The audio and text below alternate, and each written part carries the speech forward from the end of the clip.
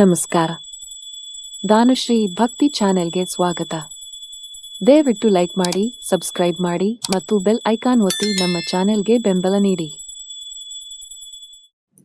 ಶ್ರೀ ಗಣೇಶಾಯನ್ಮ. ಶ್ರೀ ಸದ್ಗುರು ಸಾಯಿನಾಥಾಯನ್ಮ. ಶ್ರೀ ಸಾಯಿ ಸಚ್ಚರಿತ್ರೆ 31ನೆಯ ಅಧ್ಯಾಯ. ಬಾಬಾ ಅವರ ಸಮ್ಮುಖದಲ್ಲಿ ಸನ್ಯಾಸಿ ವಿಜಯಾನಂದ ಬಾಳಾರಾಮ್ ಮಾನ್ಕರ್, ತಾತ್ಯಾಸಾಹೇಬ್ ನೂಲ್ಕರ್, ಮೇಘವ್ಯಾಘ್ರ. ಮನುಷ್ಯ ತನ್ನ ಅಂತ್ಯಕಾಲದಲ್ಲಿ ಮಾಡುವ ವಿಚಾರಗಳಿಗೆ ತಕ್ಕಂತೆ ಫಲವನ್ನು ಪಡೆಯುತ್ತಾನೆ. ಆ ಸಮಯದಲ್ಲಿ ಅವನು ಭಗವತ್ಪಾದಗಳಲ್ಲಿ ತನ್ನ ಧ್ಯಾನವನ್ನಿಟ್ಟರೆ ಜನ್ಮಹೀನನಾಗಿ ಮತ್ತೆ ಜನ್ಮ ತಾಳುವುದಿಲ್ಲ. ಆದ್ದರಿಂದಲೇ ಸಂತರು ನಮಗೆ ನಾಮಸ್ಮರಣೆ ಮಾಡಲು ಉಪದೇಶಿಸುತ್ತಾರೆ.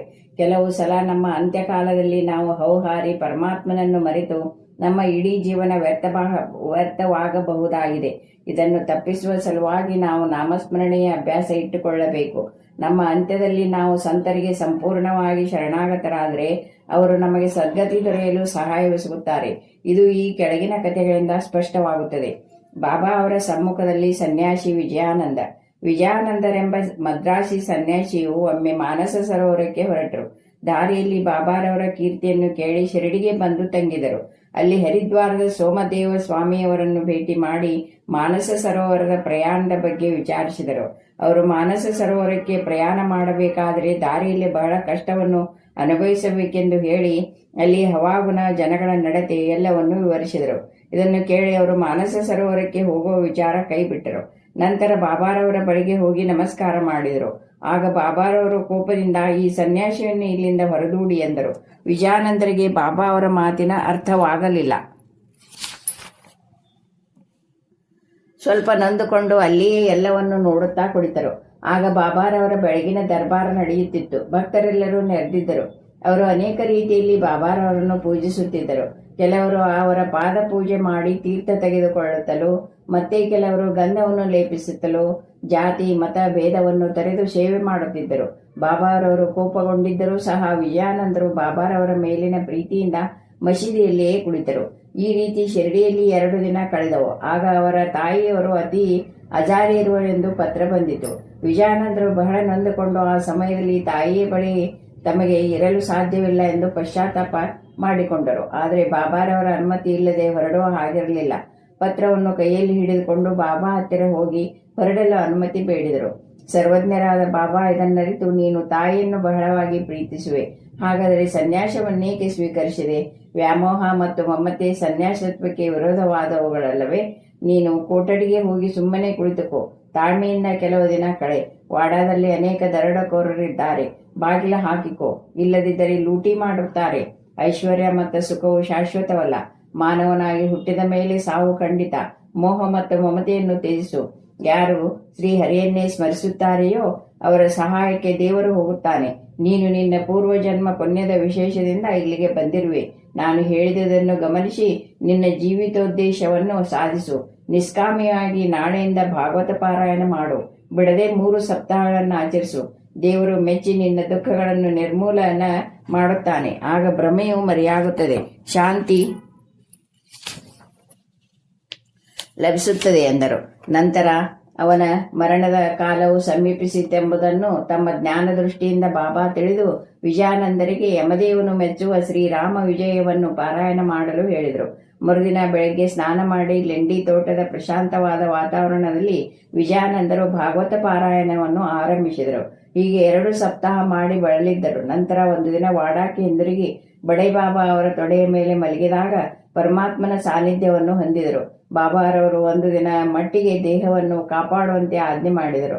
ನಂತರ ಪೊಲೀಸರು ಬಂದು ಪರೀಕ್ಷಿಸಿ ಅಂತ್ಯಕ್ರಿಯೆಗೆ ಅನುಮತಿ ನೀಡಿದರು. ನಂತರ ಮೃತದೇಹವನ್ನು ಸಕಲ ಸಂಪ್ರದಾಯಕ್ಕನುಸಾರವಾಗಿ ತಕ್ಕ ಸ್ಥಳದಲ್ಲಿ ಸಮಾಧಿ ಮಾಡಲಾಯಿತು. ಈ ರೀತಿ ಬಾಬಾ ಆ ಸನ್ಯಾಸಿಗೆ ಸದ್ಗತಿಯನ್ನು ಕೊಟ್ಟರು. ಬಾಳಾರಾಮ್ ಮಾನ್ಕರ್ ಬಾಬಾರವರ ಪರಮ ಭಕ್ತರಾಗಿದ್ದರು. ತಮ್ಮ ಪತ್ನಿಯು ಕಾಲವಾದ ನಂತರ ಮನೆಯ ಜವಾಬ್ದಾರಿಯನ್ನು ಮಗನಿಗೊಪ್ಪಿಸಿ ಶಿರಡಿಗೆ ಬಂದು ನೆಲೆಸಿದರು. ಅವರ ಅಚಲ ಭಕ್ತಿಯನ್ನು ಮನಗಂಡ ಬಾಬಾ ಆ ಸನ್ಯಾಸಿಗೆ ಅನುಗ್ರಹ ಮಾಡಬೇಕೆಂದು ಇಚ್ಛಿಸಿ ಅವರಿಗೆ 12 ರೂಪಾಯಿಗಳನ್ನು ಕೊಟ್ಟು ಮಚ್ಚೇಂದ್ರಗಢದಲ್ಲಿ ವಾಸಿಸುವಂತೆ ಹೇಳಿದರು. ಮಾನ್ಕರರಿಗೆ ಅಲ್ಲಿ ಹೋಗಲು ಇಷ್ಟವಿರಲಿಲ್ಲ.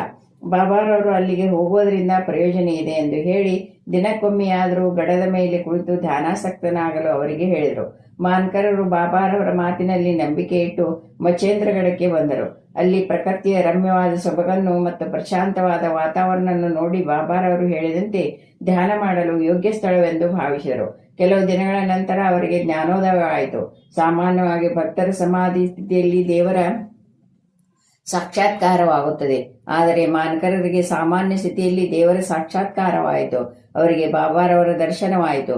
ಮಾನ್ಕರರು ಬಾಬಾರವರನ್ನು ನೋಡಿ, ನನ್ನನ್ನೇಕೆ ಇಲ್ಲಿಗೆ ಬರಮಾಡಿದಿರಿ ಎಂದು ಕೇಳಲು ಬಾಬಾ ಅವರು, ಶಿರಡಿಯಲ್ಲಿದ್ದಾಗ ನಿನ್ನ ಮನಸ್ಸಿನಲ್ಲಿ ಅನೇಕ ಯೋಚನೆಗಳು ಬರಲಾರಂಭಿಸಿದವು. ನಿನ್ನ ಮನಸ್ಸನ್ನು ಸ್ಥಿಮಿತಕ್ಕೆ ತರಲೋಸಕವೇ ನಿನ್ನನ್ನು ಇಲ್ಲಿಗೆ ಬರಮಾಡಿದೆ. ಪಂಚಭೂತಗಳನ್ನೊಳಗೊಂಡ ಈ 3.5 ಅಡಿಯ ವ್ಯಕ್ತಿ ಶಿರಡಿಯಲ್ಲಿ ಮಾತ್ರ ಇರುವನೆಂದು ತಿಳಿದುಕೊಂಡೆಯಾ? ನೀನು ಈಗ ನೋಡುತ್ತಿರುವುದು ಬಾಬಾ ಅವರನ್ನೋ ಅಥವಾ ಬೇರೆಯವರನ್ನೋ ಎಂಬುದನ್ನು ನೀನೇ ನಿರ್ಧರಿಸು ಎಂದರು. ನಂತರ ಮಾನ್ಕರ್ ಅವರು ಬಾಂದ್ರಾಕ್ಕೆ ಪ್ರಯಾಣ ಬೆಳೆಸಿದರು. ಪುಣೆಯಿಂದ ದಾದರ್ಗೆ ರೈಲಿನಲ್ಲಿ ಹೋಗಬೇಕೆಂದು ರೈಲ್ವೆ ನಿಲ್ದಾಣಕ್ಕೆ ಬಂದರು. ಟಿಕೆಟ್ ಕೊಳ್ಳುವ ಜಾಗದಲ್ಲಿ ಬಹಳ ನೂಕುನುಗ್ಗಲಿತ್ತು. ಬೇಗನೆ ಟಿಕೆಟ್ ದೊರಲಿಲ್ಲ. ಆಗ ಹಳ್ಳಿಯವನೊಬ್ಬನು ಅವರ ಹತ್ತಿರ ಬಂದು ಎಲ್ಲಿಗೆ ಹೋಗಬೇಕು ಎಂದು ಕೇಳಿದನು. ದಾದರ್ಗೆ ಎಂದು ಮಾನ್ಕರರು ಹೇಳಿದರು.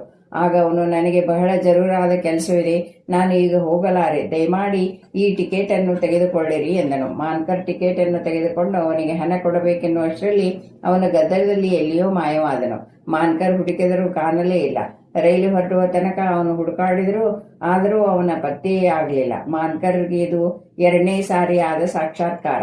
ಮಾನ್ಕರ್ ತಮ್ಮ ಮನೆಗೆ ಹೋಗಿ ಕೆಲವು ದಿನ ಎದ್ದು ನಂತರ ಶಿರಡಿಗೆ ಬಂದು ಬಾಬಾರವರ ಸೇವೆ ಮಾಡತೊಡಗಿದರು. ಕೊನೆಗೆ ಬಾಬಾ ಅವರ ಆಶೀರ್ವಾದದಿಂದ ಅವರ ಸಮ್ಮುಖದಲ್ಲಿಯೇ ಇಹಲೋಕವನ್ನು ತ್ಯಜಿಸುವ ಯೋಗ ಅವರಿಗೆ ದೊರಕಿತು. ತಾತ್ಯಾ ಸಾಹೇಬ್ ನೋಲ್ಕರ್ ಹೇಮತ್ ಪಂತರು ಇವರ ವಿಚಾರವಾಗಿ ಹೆಚ್ಚು ವಿವರಗಳನ್ನು ಕೊಟ್ಟಿಲ್ಲ. ಅವರು ಶಿರಡಿಯಲ್ಲಿ ಹೇಗೆ ಕಾಲವಾದರೆಂಬುದನ್ನು ಮಾತ್ರ ತಿಳಿಸಿರುತ್ತಾರೆ. ಸಾಯಿ ಲೀಲಾ ಮಾಸ ಪತ್ರಿಕೆಯಲ್ಲಿ ಈ ಕಂಡ ವಿವರಣೆ ಇದೆ. ಸುಮಾರು 1909ರಲ್ಲಿ ಪಂಢರಪುರದಲ್ಲಿ ನಾನಾ ಸಾಹೇಬ್ ಚಾಂದೋರ್ಕರ್ ಅವರು ಮಾಮಲೆದಾರರಾಗಿದ್ದಾಗ ಇವರು ಅಲ್ಲಿ ನ್ಯಾಯಾಧೀಶರಾಗಿದ್ದರು. ಇಬ್ಬರು ಬಹಳ ಸ್ನೇಹಿತರಾಗಿದ್ದರು. ತಾತ್ಯಾ ಅವರಿಗೆ ಸಾಧು ಸಂತರಲ್ಲಿ ನಂಬಿಕೆ ಇರಲಿಲ್ಲ. ಆದರೆ ನಾನಾ ಸಾಹೇಬ್ ಚಾಂದೋರ್ಕರ್ ಸಾಧು ಸಂತರ ಭಕ್ತರಾಗಿದ್ದರು. ನಾನಾ ಅವರು ಅವರಿಗೆ ಶ್ರೀ ಸಾಯಿ ಲೀಲೆಗಳನ್ನು ವಿವರಿಸಿ ಒಮ್ಮೆ ಶಿರಡಿಗೆ ಹೋಗಿ ದರ್ಶನ ಪಡೆಯಬೇಕೆಂದು ಪ್ರೇರೇಪಿಸಿದರು. ಆಗ ಅವರು 2 ಷರತ್ತುಗಳ ಮೇಲೆ ಶಿರಡಿಗೆ ಹೋಗಲು ಒಪ್ಪಿದರು. ಅವು ಯಾವುವೆಂದರೆ, 1 ಬ್ರಾಹ್ಮಣನಾದವನು ಅಡಿಗೆ ಮಾಡಲು ತಮ್ಮ ಜೊತೆಯಲ್ಲಿ ಬರಬೇಕು, ಮತ್ತು 2 ಬಾಬಾ ಅವರಿಗೆ ಅರ್ಪಿಸಲು ಒಳ್ಳೆಯ ನಾಗ್ಪುರದ ಕಿತ್ತಳೆ ಹಣ್ಣುಗಳು ತರೆಯಬೇಕು. ಇವೆರಡು ಷರತ್ತುಗಳು ದೇವರ ದಯೆಯಿಂದ ನೆರವೇರಿದವು. ಆಗ ತಾತ್ಯಾ ಅವರು ಶಿರಡಿಗೆ ಹೊರಡಲೇಬೇಕಾಯಿತು. ಮೊದಲು ಬಾಬಾ ಅವರ ಮೇಲೆ ಕೋಪಗೊಂಡರು. ಆಗಾಗ್ಗೆ ತಾತ್ಯಾ ಅವರಿಗೆ ಈ ರೀತಿಯಾದ ಪ್ರಸಂಗಗಳು ಸಂಭವಿಸುತ್ತಿದ್ದವು. ನಂತರ ಬಾಬಾ ಅವರು ದೇವರ ಅವತಾರ ಎಂದು ಅವರು ತಮ್ಮ ಸ್ವಂತ ಅನುಭವದಿಂದಲೇ ಅರಿತರು. ಬಾಬಾ ಅವರಲ್ಲಿ ಆಸಕ್ತಿ ಹುಟ್ಟಿ ತಮ್ಮ ಅಂತ್ಯಕಾಲದ ತನಕ ಶಿರಡಿಯಲ್ಲಿಯೇ ತಂಗಿದರು. ಅಂತ್ಯಕಾಲ ಸಮೀಪಿಸುತ್ತಿರುವಾಗ ಅವರ ಹತ್ತಿರ ಕುಳಿತು ಪುಣ್ಯ ಗ್ರಂಥಗಳ ಪಾರಾಯಣ ಮಾಡಿ ಅವರಿಗೆ ಬಾಬಾ ಅವರ ಪಾದತೀರ್ಥವನ್ನು ಕುಡಿಸಲಾಯಿತು. ಆಗ ಬಾಬಾ ಅವರು ಅವರ ಅಂತ್ಯವನ್ನರಿತು, ತಾತ್ಯಾ ನಮ್ಮನ್ನು ಬಿಟ್ಟು ಅಗಲಿದನು, ಅವನಿಗೆ ಪುನರ್ಜನ್ಮವಿಲ್ಲ ಎಂದರು. ಮೇಘ. ಈ ಹಿಂದೆ 28ನೇ ಅಧ್ಯಾಯದಲ್ಲಿಯೇ ಮೇಘಾನ ಕಥೆಯನ್ನು ವಿವರಿಸಿದ್ದೇನೆ. ಮೇಘ ತೀರಿಕೊಂಡ ನಂತರ ಶಿರಡಿಯ ಜನರೆಲ್ಲರೂ ಅವನ ಅಂತ್ಯ ಮೆರವಣಿಗೆಯಲ್ಲಿ ಭಾಗವಹಿಸಿದರು. ಬಾಬಾ ಅವರು ಸಹ ಜನರೊಡನೆ ಸ್ಮಶಾನಕ್ಕೆ ಹೋಗಿ ಅವನ ಮೃತದೇಹದ ಮೇಲೆ ಪುಷ್ಪಗಳನ್ನು ಹಾಕಿದರು. ದಹನ ಕ್ರಿಯೆಗಳಾದ ನಂತರ ಬಾಬಾ ಅವರು ಸಹ ಸಾಮಾನ್ಯ ಮನುಷ್ಯರಂತೆ ಕಣ್ಣೀರು ಸುರಿಸಿದರು. ಭಕ್ತರಿಗೆ ಸದ್ಗತಿಯನ್ನು ನೀಡಿದ ಅನೇಕ ಸಂತರನ್ನು ನಾವು ನೋಡಿದ್ದೇವೆ. ಆದರೆ ಬಾಬಾ ಅವರ ಈ ರೀತಿ ಅಪೂರ್ವವಾಗಿದ್ದಿತು. ವ್ಯಾಘ್ರ. ಬಾಬಾ ಅವರ ಮಹಾಸಮಾಧಿಯ ಮೊದಲು 7 ದಿನಗಳ ಮುಂಚೆ ಈ ಘಟನೆ ಸಂಭವಿಸಿತು. ಕೆಲವು ದರ್ವೇಶಿಗಳು ಒಂದು ಹುಲಿಯನ್ನು ಸರಪಳಿಯಿಂದ ಕಟ್ಟಿ ಚಕ್ಕಡಿ ಗಾಡಿಯಲ್ಲಿ ಹಾಕಿ ಶಿರಡಿಗೆ ತಂದರು. ಅದನ್ನು ಆ ದರ್ವೇಶಿಗಳು ಹಳ್ಳಿಗಳಲ್ಲಿ ಪ್ರದರ್ಶಿಸಿ ತ್ವರಿತ ಹಣದಿಂದ ತಮ್ಮ ಉಪಜೀವನ ಮಾಡುತ್ತಿದ್ದರು. ಅದು ರೋಗದಿಂದ ನರಳುತ್ತಿತ್ತು. ಎಷ್ಟೋ ಔಷಧಿ ಕುಡಿಸಿದರೂ ಗುಣವಾಗಲಿಲ್ಲ. ಬಾಬಾ ಅವರ ಕೀರ್ತಿ ಕೇಳಿ ಆ ಹುಲಿಯೊಂದಿಗೆ ಅವರು ಬಾಬಾ ಅವರ ಕಡೆಗೆ ಬಂದರು. ಬಾಬಾ ಅವರ ಅನುಮತಿ ಪಡೆದು ಅದನ್ನು ಅವರ ಬಳಿಗೆ ತಂದರು. ಮಸೀದಿಯಲ್ಲಿ ಕಾಲಿಡುತ್ತಲೇ ಅದು ಬಾಬಾ ಅವರ ದಿವ್ಯ ತೇಜಸ್ಸನ್ನು ಸಹಿಸಲಾರದೆ ತಲೆಯನ್ನು ಕೆಳಗೆ ಮಾಡಿ ಅವರನ್ನೇ ಪ್ರೀತಿಯಿಂದ ನೋಡಿತು. ನಂತರ ಬಾಲವನ್ನು ಅಲ್ಲಾಡಿಸಿ ಅದನ್ನು 3 ಸಲ ನೆಲಕ್ಕೆ ಹೊಡೆದು ಶುದ್ಧಿ ತಪ್ಪಿ ಬಿದ್ದ ಕೂಡಲೇ ಅದರ ಜೀವ ಹೋಯಿತು. ಇದರಿಂದ ಆ ದರ್ವೇಶಿಗಳಿಗೆ ಅತೀವ ದುಃಖವಾಯಿತು. ಆದರೆ ಅದು ಬಾಬಾ ಅವರ ಬಳಿ ತನ್ನ ಪ್ರಾಣ ಬಿಟ್ಟುದು ಅದರ ಪುಣ್ಯ ವಿಶೇಷವೇ ಸರಿ ಎಂದು ಅವರು ನಂತರ ಮನಗಂಡರು. ಹುಲಿಯು ದರ್ವೇಶಿಗಳಿಗೆ ಪೂರ್ವ ಜನ್ಮದಲ್ಲಿ ಋಣಿಯಾಗಿದ್ದಿತು. ಅವರ ಋಣ ತೀರಿಸಿದ ನಂತರ ಅದು ಬಾಬಾ ಅವರ ಸಮ್ಮುಖದಲ್ಲಿ ಹಸು ನೀಗಿತು. ಸಂತರ ಪಾದಗಳಿಗರಿಗೆ ಪ್ರಾಣ ಬಿಡುವ ಜೀವರಾಶಿಗಳೇ ಧನ್ಯ. ಈ ಘಟನೆ ನಡೆದ 7 ದಿನಗಳ ನಂತರ ಬಾಬಾ ಅವರ ದೇಹಾವಸಾನ ಆಯಿತು. ಶ್ರೀ ಸಾಯಿ ಪ್ರಣಾಮ.